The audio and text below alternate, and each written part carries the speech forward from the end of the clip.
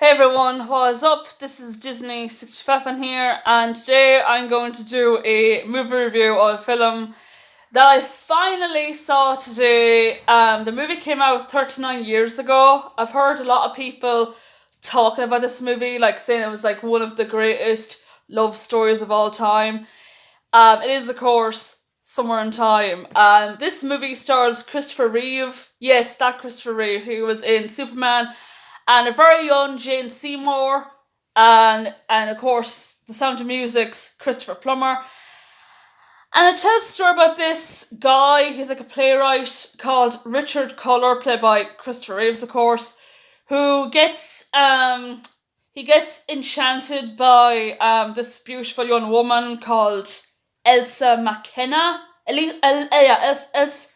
Elsie McKenna, played by Jane Seymour. As he goes into this like art gallery and he like spots the photo and he's like literally like drawn to her straight away.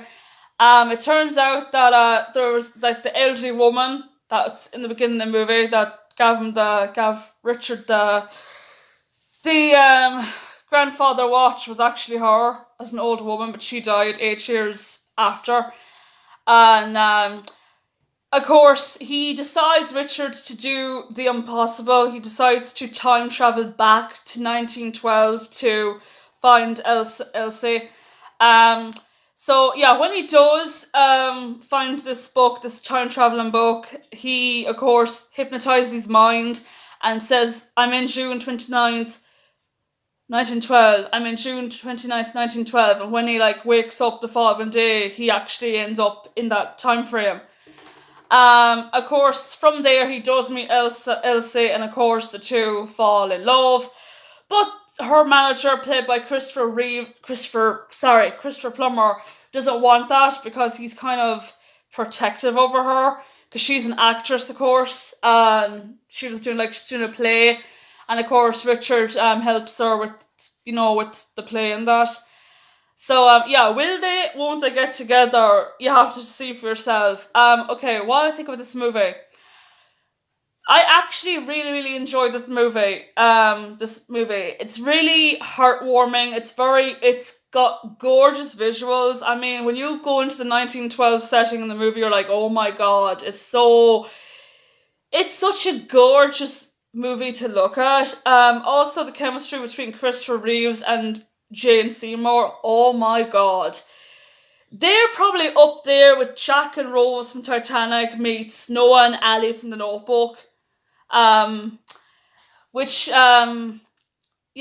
this movie kind of reminds me parts of Titanic with the whole 1912 setting and the whole, you've got this rich woman who falls in love with a guy who's kind of not that rich, if you know what I mean. He's kind of a poor guy, kind of, only he's like a playwright, and Jack from Titanic isn't a playwright, he's like a commoner guy. What else can I talk about this movie? Because I don't want to spoil the movie, but I will spoil, yeah, I don't want to spoil the movie at all. If you want me to do a spoiler review, I will actually say spoiler after this review is done, and then go to the spoiler part. But this is the non-spoiler version, so you're safe for now. Yeah, but back to Christopher Reeves and Jane Seymour. They were, like I said, fantastic in this movie. I mean, she is just stunning. I mean, there's one scene where it's like this theatre, and like she looks at him straight out of the audience and is like, "I love him," and I was like, yeah, I can see where this is coming from. So yeah, also the music is like dun dun dun dun dun dun dun. It kind of reminds me of the music in The Notebook. I don't know why.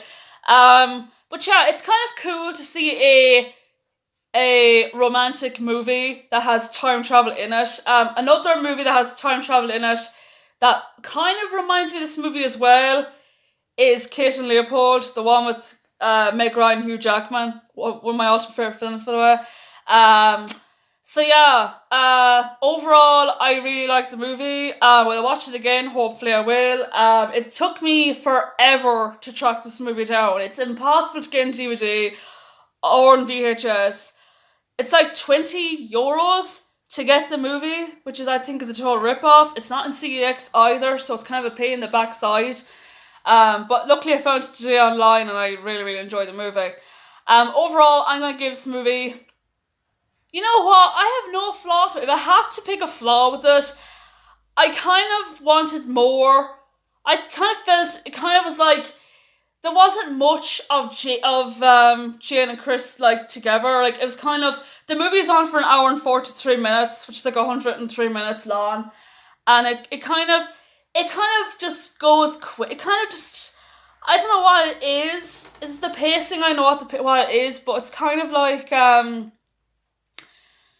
don't know. It's kind of very.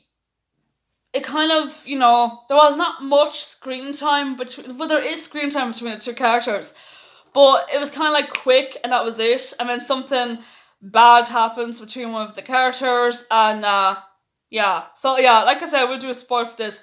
But overall, before going to the spoiler mode, I'll give this movie, you know what? I'm going to give this movie 5 out of 5. I find nothing wrong with this movie at all. I can't pick any flaw of this movie at all. But yeah, that's my non-spoiler. Now for the spoilers. Okay. This movie, if you're a hopeless romantic like myself, then you will probably cry at the end of this movie. Okay, so like I said, spoilers. Like I said about the old woman, which you see in the beginning of the movie, she was Elsie McKenna. And of course, Christopher Reeve's character goes back in time. But of course, there's like a catch because he has to remove everything related to 1979 or 1980 in the world he's in because his brain's literally hypnotised by thinking he's actually in the world. And of course, problems arise, however, when he accidentally takes out a coin, looks at the coin, it says 1979, when it's with Jane Seymour's character when they were having like African American love, of course. They were having like a little chit-chat and really like eating and that. And they were kind of going to get, like, he was kind of, I think they were planning to get married as well, actually. But when he does, like I said, take out the coin, like Christopher Reeve, he does this, and everyone's like, Richard! And I was like, oh my god, it's kind of like this, like, he kind of, like, goes out, like, as if something's sucking him in or something, like, he's going into some black hole or something. And, of course, he tragically dies in the end of the movie of a broken heart because he's literally like this pure white and like this whole time, and I'm like, oh my god. I mean, like, you see this kind of like aftermath and he's reunited with Elsie, and that was pretty much it. That's the spoilers. But yeah, overall it's a very, very good movie. I have to say, do track this movie down. It's really, really good. I've heard a lot of people saying that this movie is like one of the greatest love stories of all time, as I said before. Christopher Reeve, man, that man is gorgeous. I mean, I loved him since I loved him since Superman, and it was really, really sad that he tragically passed away in 2004. I think it's 2004. Yeah, he died in 2004, pneumonia, I think. Because he was in a freak accident where he was riding a horse, as you may know, and he fell off the horse and he's paralysed from the neck down. And and then his wife tragically passed away as well in real life, Dana Reeves. But yeah, he was a gorgeous looking man. He kind of reminds me of a cross between James Marsden and Sam Claflin. I don't know why, but he does. He was so handsome. He was like, it was actually funny seeing him in a romantic movie. I think it's because he didn't want to be typecast as this action hero because he was known for being in Superman and he was doing Superman after this movie came out. So, and Jane Seymour, she was like, 29 years old when this movie came out, and she was just stunning. Oh my god. She kind of like, she was so elegant and so poised, and she was like, and she's like this all the time, and yeah, it was really, really beautiful. It's a beautiful movie to look at, and if you haven't seen Somewhere in Time, do watch it. If you like Kate and Leopold, The Notebook, Titanic, or any of those sci-fi time-traveling movies, then you'll probably get a kick out of this movie. So yeah, that's my review of Somewhere in Time. Let me know in the comments down below if you've seen the film, what you think of it, and until next time, take care.